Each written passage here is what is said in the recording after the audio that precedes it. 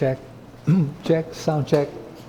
Tamang-tama ang inawit natin, mga kapatid. Oh, the deep, deep love of Jesus.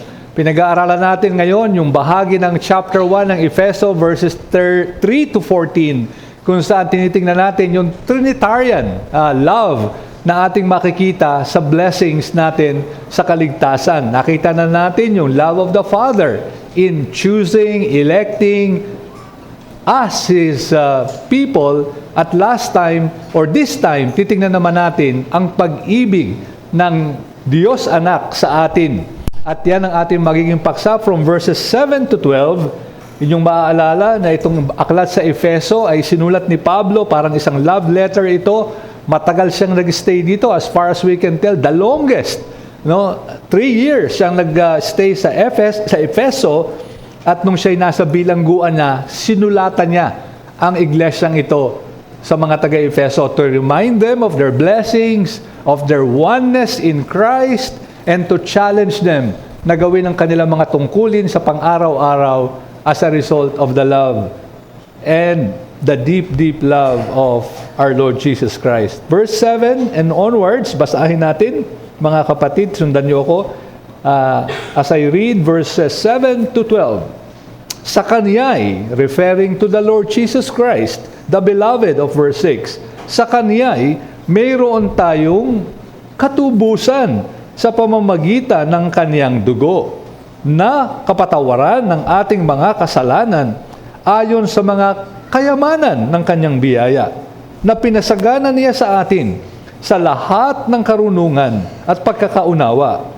na ipinaalam niya sa atin ang hiwaga ng Kanyang kalooban ayon sa mabuting layunin na Kanyang itinakda kay Kristo bilang katiwala ng kaganapan ng panahon upang tipunin ang lahat ng mga bagay kay Kristo, ang mga bagay na nasang kalangitan at mga bagay na nasa ibabaw ng lupa. Sa Kanya ay tumanggap din tayo ng isang mana na itinilaga ng una pa ayon sa layunin niya na gumagawa ng lahat ng mga bagay ayon sa Kanyang pasya at kalooban upang tayo na unang umasa kay Kristo ay mabuhay upang purihin ang Kanyang kalawalhatian. At tayo po'y dumako muna, manalangin tayo bilang pasimula. Our loving Heavenly Father, salamat namin pong nakikita ang triune nature ng kaligtasan na aming tinatamasa. Amin pong nakita ang pag-ibig ng Ama at ngayon po ipakita nyo rin muli ang pag-ibig ng Anak sa amin bilang inyong iglesia. Makita nawa namin ang pag-ibig na ito sa pagliligtas o pagpapalaya, redemption na Kanyang ginawa at sa inheritance o mana na Kanyang ipinagkaloob.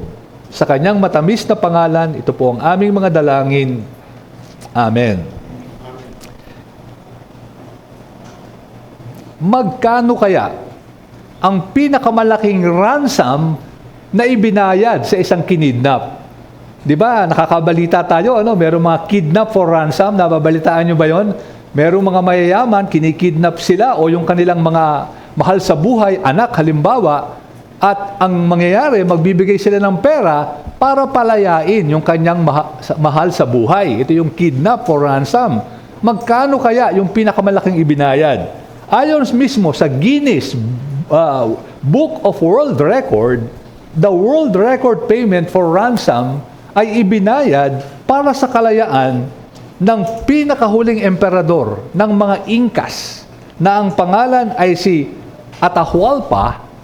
Siya yung pinakahuling emperador, nabihag siya ng mga colonizers sa pangunguna ni Pizarro, yung tawag dito sa conquistadores, ang tawag diyan. Sa Peru nangyari ito, sa mga kalupaan ng mga tinatawag na Aztec. Nung mahuli itong emperador nila, ni Pizarro, nagbayad, nung almost 500 years ago nangyari ito, nagbayad yung mga Incas, o yung mga Incas, hindi Aztec, mga Incas, para makalaya ang emperador nila ng ginto at pilak. At alam nyo ba kung magkano ang halaga nung kanilang ibinayad? sa ating pera ngayon, ayon sa Guinness Book of World Records, $1.5 billion. $1.5 billion worth of gold and silver para makalaya lang yung kanilang emperador. At yan ang pinakamahal na ransom ayon sa Guinness Book of World Records. Pero alam natin, sa banal na kasulatan ay merong pang mas precious na ransom na napabigay para palayain din ang kanyang minamahal.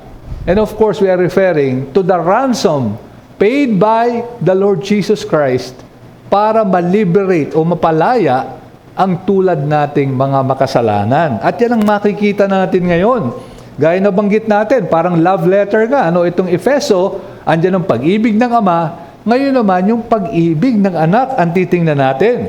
Alam nyo ba, dito mismo, sa ating binasa, pinag-aaralan yung passage na ito, yung parang prologue plus yung napakahabang sentence of doxology, 11 times nabanggit, o 15 times at least, depende sa pagkabilang. Pag minsan medyo may mga hindi ganun kalinaw, pero at least 15 times ginamit yung pangalan ni Jesus, yung titulo niya, o kaya yung mga pronoun, him, he, at least 15 times. At dito rin sa passage na ito, yung in Christ, in Him, kasama niya, kabilang niya, ginamit 11 times. So napaka-Christocentric nitong triune love na ito na makikita natin sa bahaging ito. Nakasentro sa ating Panginoong Jesus mismo. Kaya ang mensahe na gusto nating makita ngayong hapong ito is that we should marvel o humanga nawa tayong muli sa pag-ibig ng anak na ating makikita sa pagtubos sa atin at sa mana na ibinigay sa atin. Pag-ibig ng anak, makikita sa dalawang bagay, redemption, inheritance, sa pagpapalaya at mana na ipinagkaloob. So una sa lahat, tingnan natin yung blessing of redemption, yung ibinigay na pagliligtas o pagpapalaya. Verse 7, napakalinaw niyan, In Him, again, yung formula, in Christ, in Him, 11 times. In these verses 3 to 14, in Him, we, in Christ, the beloved of verse 6, we have redemption, mga kapatid. Yung redemption, hindi yan ganun common na salita sa Grego, pero ang ibig sabihin malamang nito ay yung deliverance, pagpapalaya, but usually, yung mga bilanggo ng giyera, prisoners of war, or mga alipin na pinapalaya sa pamamagitan ng pagbabayad ng pera o ng salapi. Ayan ang ibig sabihin ng pagpapalayang ito. Hindi ito yung basta pardon, hindi ito yung executive pardon na basta na lang pinalaya. Ito yung pinalaya kasi may binayad. May binayad. Kaya now, dito, pagdating dito sa pagbabayad, again, maalala natin na para tayong mga bihag. Para tayong mga bihag. We're bondage. Sabi nga ng Panginoon, He who sins is a slave of sin. So tayo mismo yung mga makasalanan, na bihag ng kasalanan. At ang ating buhay ay umiikot dito sa kadiliman na ito, na nakabalot sa atin. At ang sabi rito, pagpapalaya, parang nare-remind tayo na sa lumang tipan, di ba meron ding bayan na pinalaya? Maalala nyo, Pinalaya dahil may pinatay na kordero, lamb, at iwinisik ang dugo sa poste. Of course, ito yung pagpapalaya sa Ehipto, So parang merong shade or merong hint na parang ito yung inaalalang larawan ni Pablo. Pero yung pagbabayad na naganap dito, hindi kordero o tupa lamang. Kundi ano ang sabi diyan? In Him, we have redemption, napalaya, pero merong cost, merong halaga. Ano yung halaga para mapalaya tayo? Through His blood. Through His blood. Through His blood. Yun ang cost, yun ang price. And what a cost. Kung napaalaya yung emperador ng mga Incas sa $1.5 billion, para nakakagulat na ang halaga. But how much more the blood of the Lord Jesus Christ? Sabi nga ni Pablo sa mga taga-Efeso, na mga matatanda, mga elders, mga pastor, sa Acts 20 verse 28, pay careful attention to yourselves and to all the flock. And sort of coincidentally lang, sa Efeso rin to sinulat ng mga matatanda. To all the flock in which the Holy Spirit has made you overseers to take care of, to care pala, for the church of God. Sino yon? Which He obtained with His own blood. Blood. Yung dugo rin. Kaya nakuha ni Jesus yung kanyang bayan, kaya natubos yung bayan na yon dahil sa dugo. And so mga kapatid, sana ito muna yung ma-realize natin, ano? Pwede magbayad ng salapi, kahit na milyon-milyon pa yan, pwedeng ibayad natin, pero sino kaya yung magbabayad ng sarili niyang dugo? No? Of course, sabi nga rin ni siguro may ibang gagawin yan, pero we're talking about the Son of God, the eternal Son of God. We're talking about the second person of the Trinity, na siyang nagkatawang tao, nakahalubilong kagaya natin, na ang pagkakatawang taong ito hanggang ngayon, kumbaga, staggers the mind of the most intelligent, most scholarly theologian. How can it be? The nature of God, the nature of man, fully in one person, not divided in just one, and yet parehong sabay na nasa isang persona. At yan ang nangyari. Siya'y nagkatawang tao upang ialay ang kanyang sarili. Through His blood. At ano ang nangyari? Sa redemption na ito, the forgiveness of our sins. Ayan pala yung pagpapalaya. Hindi sa literal na bihag, sa gera, o kaya alipin, kundi bihag sa kasalanan, kasi forgiveness of our trespasses. Yan ang nangyari. Pinatawad tayo. Bakit? According to the riches of His grace. The riches of His grace.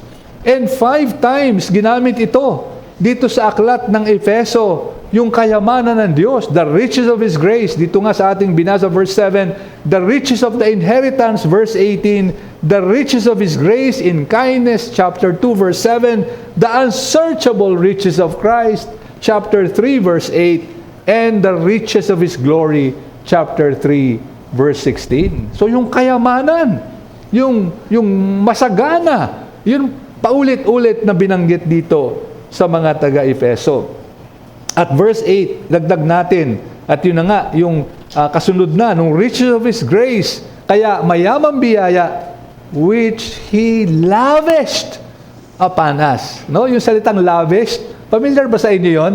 May Tagalog bang malapit doon sa salitang lavish? Di ba? Alam niyo na kung saan ang galing yun, ano? Di ba pag binigyan ka? Alam ba, binigyan ka, daming pagkain. Di ba? Anong sasabihin natin? Lavish naman to, no? Eh, galing yun sa English na ito. Lavish. Ay, exactly yun ang ibig sabihin ni Pablo. Sobra. Hindi natin ma-imagine. Hindi natin ini-expect. Sobrang dami ito na ipinagkaloob. No words can describe the riches of this grace. Lavish. At yun na rin sa Tagalog. Labis, no? Labis ang biyayang ito. Now, hindi ito random, hindi ito, kumbaga, kung ano na lang ang mangyari. Napakalinaw, in all wisdom and insight. Hindi ito parang, sige na nga, ito yung gagawin ko. As if the Lord or God Himself is parang ad hoc na naggagawa ng plano as things happen, pero meron talagang plano kasi according to His wisdom and insight, no? Marami kasi ngayon nagtatanong, talaga bang may pinili ang Diyos? Talaga bang talaga namili na siya? So nahihirapan sila, tinatanong nila, hindi nila matanggap na gano'n ang ginawa ng Diyos. Pero ito sinabi mismo ni Pablo, in all wisdom and insight. And verse 9, making known to us. So ang haba ng sentence, remember, isang sentence lang to, no? Halos wala itong higa. Kumbaga, tuloy-tuloy. Making known to us. kasama na dito, or bahagi na nito, na yung mystery ay nalaman natin. Dati mystery, di ba? Ibig sabihin sa Bible ng mystery, hindi naman yung mahirap o parang puzzle, kundi isang bagay na nakatago, ngayon ay na-reveal na. No? So dati mystery, nakatago pa, pero ngayon nahayag na. At ito nga yung nahayag. Ano yung nahayag? His will, according to His purpose, which He set forth in Christ. No, meron siyang purpose. Merong will ang Panginoon. Hindi ito haphazard, parang muddling through kung ano na lang ang mangyayari, bahala na, hindi ko tutiyak.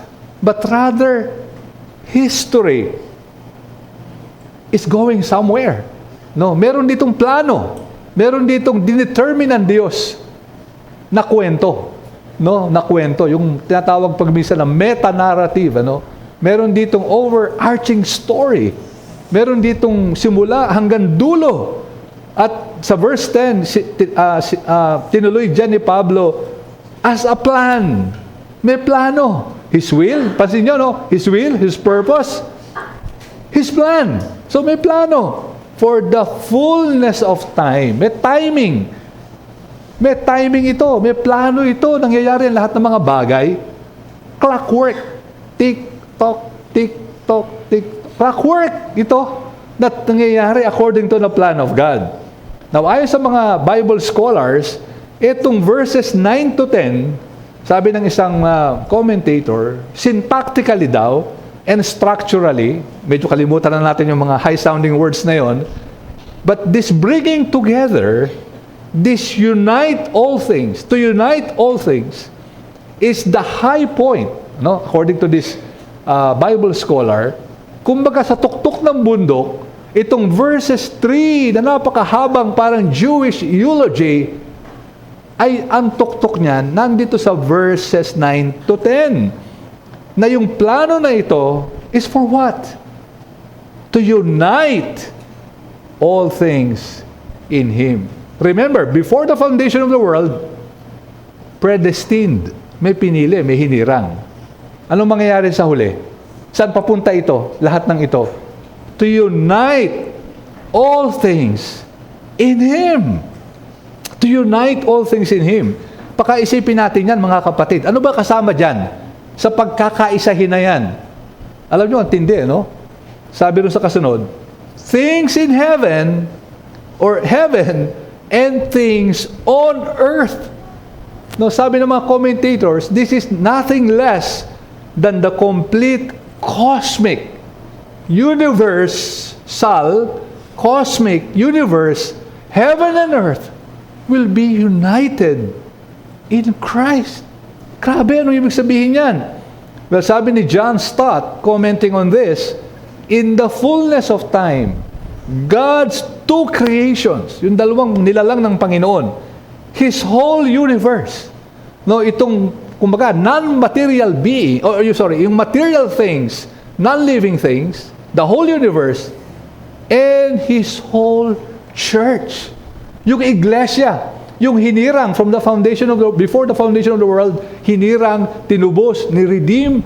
Pagsama-sama na tayo, darating ang panahon na tayong mga mananampalataya, together with the rest of creation, His whole universe, His whole church, according to Stott, will be unified. Unified. Pag-iisahin under the cosmic Christ, who is the supreme head of both. Under Christ. Grabe, Ito palang plano na ito. Hindi lang tayo ang kasali. Now, albeit ang sentro ay, siguro, di naman tayo nagyayabang, pero ang sentro ay ang mga mananampalataya. Kasi nga, namatay si Jesus for us. Pero hindi lang tayo ang kasali dito. The rest of the cosmos, the universe, will be part of this uniting in ways that we cannot fully understand. So parang may mystery pa rin na natitira. Ano ba yung kung ibig sabihin talaga nung complete unity na ito? But one thing is sure, at the very least, ibig sabihin nito, each element, each atom, each matter, each breathing, son and children of God will all be united to fulfill their purpose. Magkakakaisa tayo para gawin ang ating pakay ayon sa mabuting kalooban ng ating Panginoon. What a story! Ito yung kwento na binilalahad dito sa atin ni Pablo. Now, anong application nito sa atin, mga kapatid?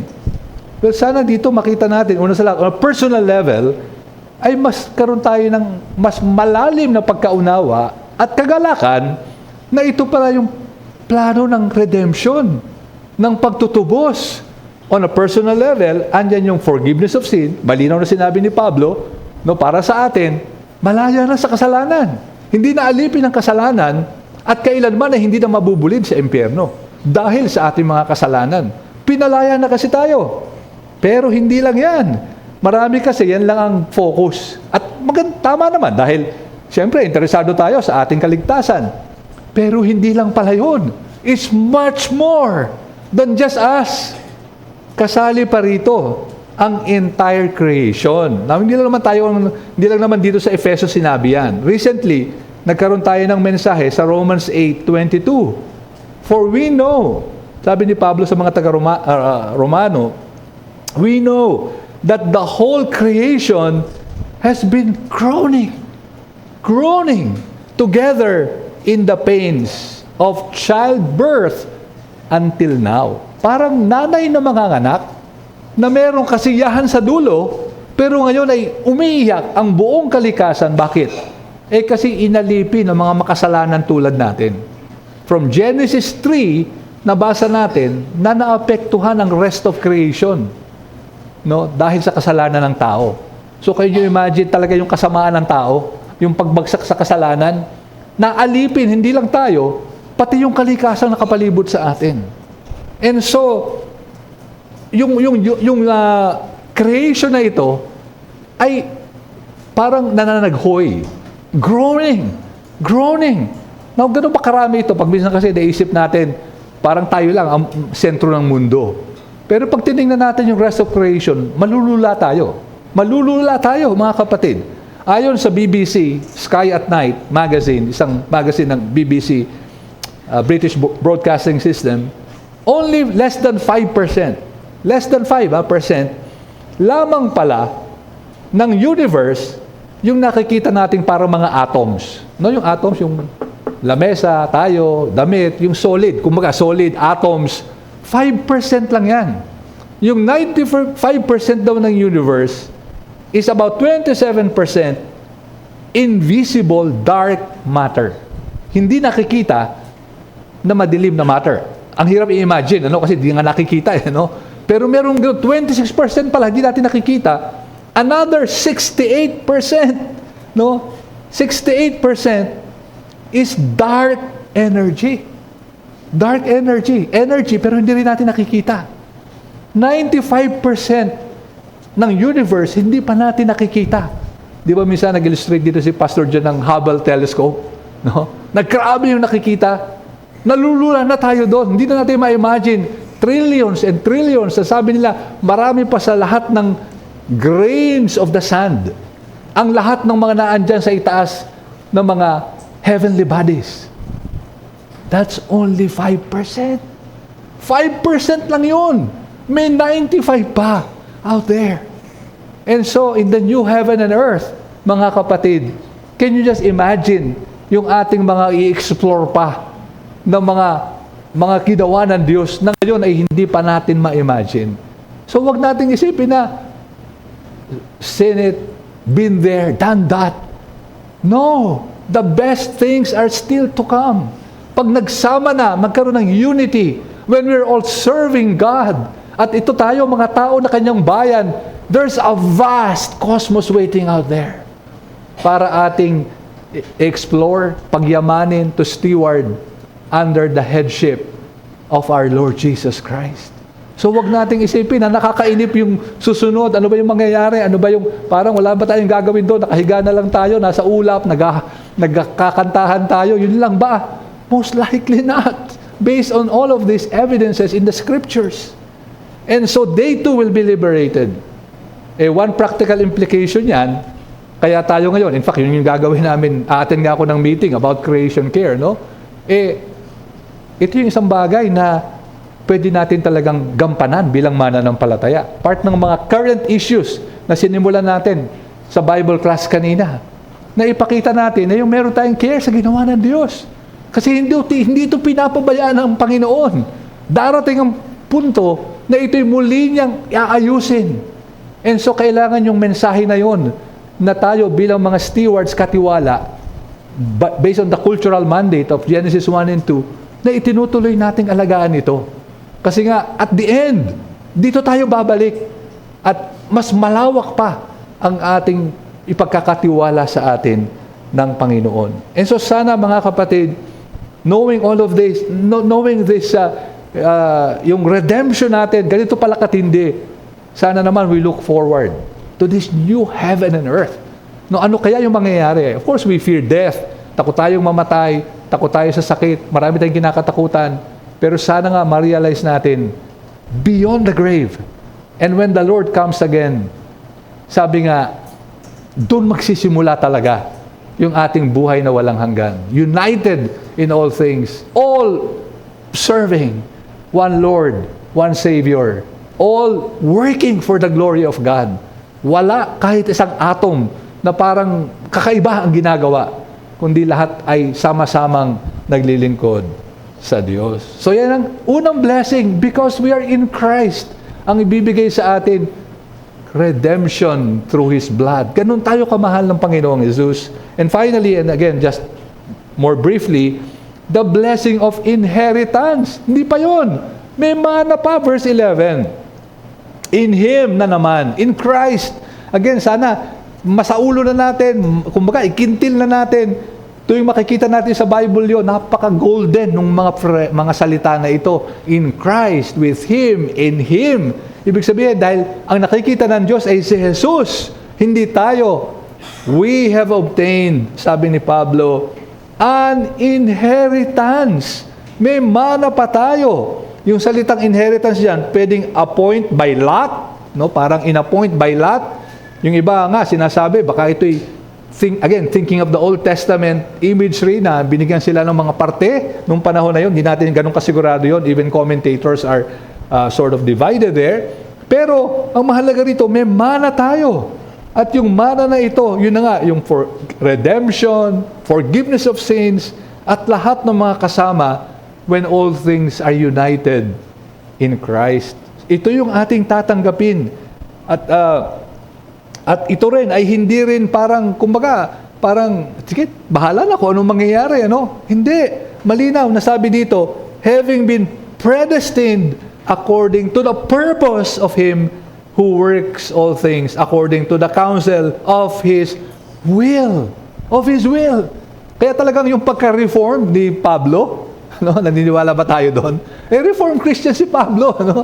Talagang napakatindi ng mga ginagamit niyang salita. Predestined, according to His counsel of His will, to the purpose of Him. So napakalinaw na napakasoberano ng Diyos sa pagbibigay ng mana na ito. At sino yung binigyan? Verse 12. So that tayo, sabi ni Pablo, who were the first to hope in Christ. The first to hope in Christ. Very interesting yung, and very unique daw yung phrase na yan sa New Testament Greek. First to hope. No? Na parang pinapakita na may nangyari noon, they hoped, at hanggang ngayon may epekto sa kanila. Perfect tense. No? Nangyari in the past, but with present effects or impacts. First to hope. Well, pwede rin daw, ibig sabihin nito, ay yung mga Hudyo ay nauna. Yung priority kasi ng mga Hudyo ang Panginoong Jesus, Hudyo ang mga disipulo. Kanina nakita natin, ang unang binisita, mga sinagoga, kaya yung mga Hudyo ang maaaring una. The first to hope. The first to hope. In Christ, bakit? To the praise of His glory. Di ba ganun din yung sa Father, naalala nyo? Yung una natin pinag-aralan. To the praise of His glory. Ngayon na naman, about the Son, ang objective na naman, to the praise of His glory. And so napakalinaw na yung mana, kaya ibinigay, inheritance, mana, grabe yung riches na ibinigay ng Diyos para purihin natin siya. Hindi ito para magmayabang tayo. Sabi ni Pablo sa mga taga-Efeso, hindi para you feel superior than any other groups of people, pero para luwalhatiin niyo ang Diyos. And so bilang application, sana ma-realize natin yung yaman, yung mana nga, yung yaman na ating tinanggap bilang heirs of Christ. Di ba naalala natin, may adoption, yung love of the Father, di ba, predestination or election, and adoption, yun yung dalawang blessing na nakita natin last time. Dahil dito, meron tayong mana. Alam nyo, I'm sure lahat tayo may mga pagsubok na dinadaanan, no?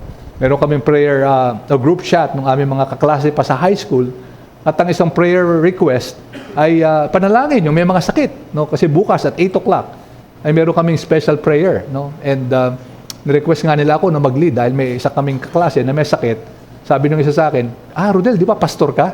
Baka pwede ikaw mag-lead. Ako naman, syempre natuwa rin na kinilalang tayo pwede mag-lead ng panalangin para sa isang may sakit. And I think Baptist din yung kaklase namin na yon. At nung sinabi nung isang, nga, sama mo na yung mga ibang may mga sakit din. Sabi ko, nga, lahat tayo 65 years and above. For sure, halos lahat tayo meron ng mga health issues. So may mga trials sa mundo. Sana ma-realize natin, ang description dito ni Pablo sa mga believers, sa verse 12, so that we who were the first to hope in Christ. Sila the first Jew, pero kahit hindi tayo first, tanggalin natin yung first. Napakagandang description ng mga mananampalataya. Those who hope in Christ. Hopers in Christ, if there's such a word. We can be described as hopers, umaasa tayo kay Jesus. Yun ang ating pag-asa, di ba? Yun ang ating pag-asa. Sa gitna ng mga pagsubok, sa gitna ng mga nangyari sa mundo na ito, we hope for our final redemption. We hope for the new heaven and earth. We hope for our ultimate redemption. We hope for our ultimate or complete adoption. We hope for the inheritance na ibibigay sa atin ng Panginoon. We hope for the restoration and the unity of all things. Whether in heaven and on earth, we hope we are hopers in Christ. At sana itong ma-realize natin. Again, pardon the probably grammatical error. I don't even know kung may salitang hoper. But we hope. Umaasa tayo. Tayo yung mga bayan na umaasa kay Jesucristo. At sana ito ang ating maging pag-asa. As we reflect on the blessings, as we reflect on the riches of the inheritance, the redemption that set us free from the slavery of sin, its power, its consequences, and ultimately its presence. Sana'y maging matibay ang pag-asa natin, pagtitiwala, pag-asa sa ating Panginoong Jesus. At baka may kinakausap tayo ngayon na sa Ephesians 2 verse 12, dinescribe ni Pablo, dito rin sa sulat na ito, next chapter, pag-aaralan natin yan in the coming Sundays. Ang sabi ni Pablo, there are those who are having no hope and without God in this world. Kita niyo yung pagka-describe niya? Yung mga di na mananampalataya, they have no hope and God in this world. Samantalang tayo, we hope in Christ. Nakita niyo yung contrast? Tayo umaasa kay Jesus. May mga taong no hope. Bakit? Because they have no God. Bakit? Wala sila kay Jesucristo. At baka ngayon, may kinakausap tayo na ang buhay natin parang walang pag-asa, palagi tayong depressed, parang di natin alam saan ba papunta yung buhay ko, ano ba naghihintay sa akin, I feel so alone, I feel lonely. Sana ma-realize natin na ang pag-asa lang ay tunay na pag-asa lang. Ang buhay na pag-asa, the living hope, can only be found in the Lord Jesus Christ. Sana ngayon magtiwala tayo kay Jesus. Huwag nating intayin na umandar ang buhay natin, dumami ang ating mga taon, tumanda na tayo na wala tayong matibay na pag-asa at pundasyon ng ating pag-asa. Nawa, lumapit tayo kay Jesus, sumuko tayo sa Kanya, kilalanin natin siya, ang tunay na buhay na pag-asa ng bawat makasalanan. Come to Him in faith and in repentance. And so in summary, nakita natin, because of the love of our Lord Jesus Christ, and of course the triune God, we have two things, redemption inheritance. Pagpapalaya, kalayaan mula sa kasalanan. Mana, the mana according to the very riches of His grace. Now, maalala ng iba sa inyo na noong World War II, nangyari ang largest amphibious military operation.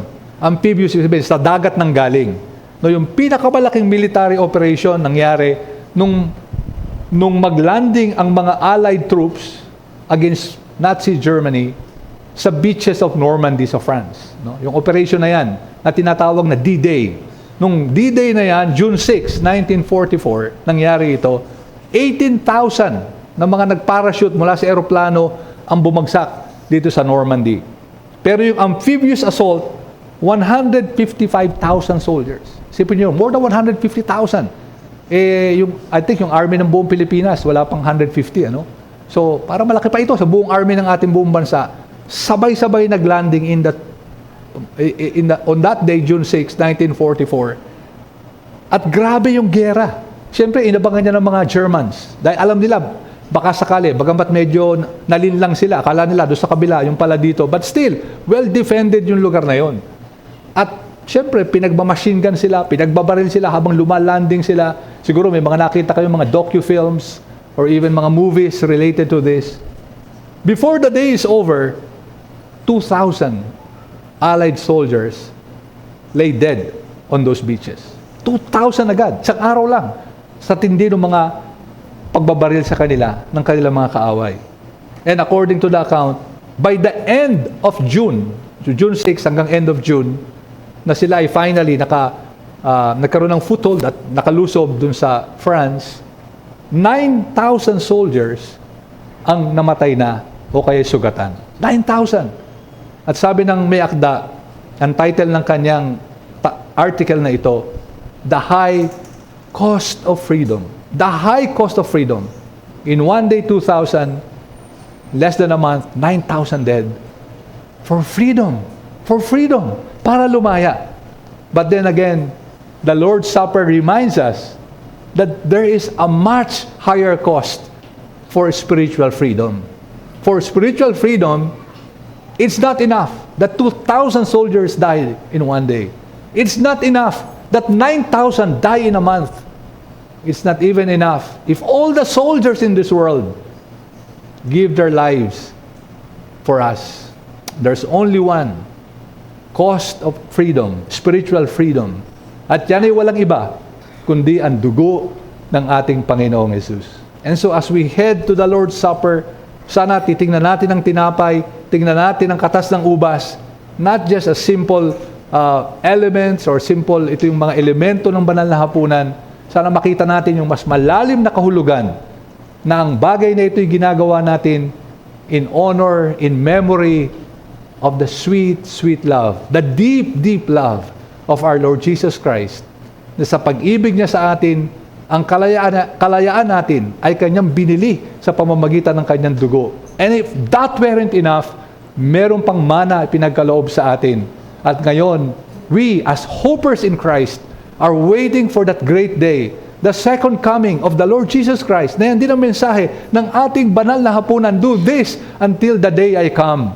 Pagkat pag dumating ang araw na yon, we will see the fulfillment of this great cosmic unity, the church, the household of God, the church, the TBC of the world. Lahat ng mga iglesia na nabuhay from the year 0 AD hanggang sa pagdating ng Panginoon will all be united together with the rest of the cosmos, the rest of the universe, the 5% we can see, the 95% we cannot see. We will all be one because of the high cost of freedom, the blood of our Lord and Savior, Jesus Christ. Manalangin tayo, mga kapatid. O Panginoon namin Diyos, tunay nga, di namin lubos malirip kung paano nangyari na mismong ang bugtong na anak ninyo ang inyong pinadala upang ang makasalanang tulad namin ay magkaroon ng buhay na walang hanggan. Panginoon, nawa hindi mawala ang aming pagkamangha. May you always keep us amazed at your grace. At maging ngayon, sa banal na hapunan, tulungan nyo kami na makita ang the very infinitely high cost of our freedom, nothing less than the blood of the Lamb. At sa kanyang matamis na pangalan, ito po ang aming samo at dalangin. Amen. At ngayon,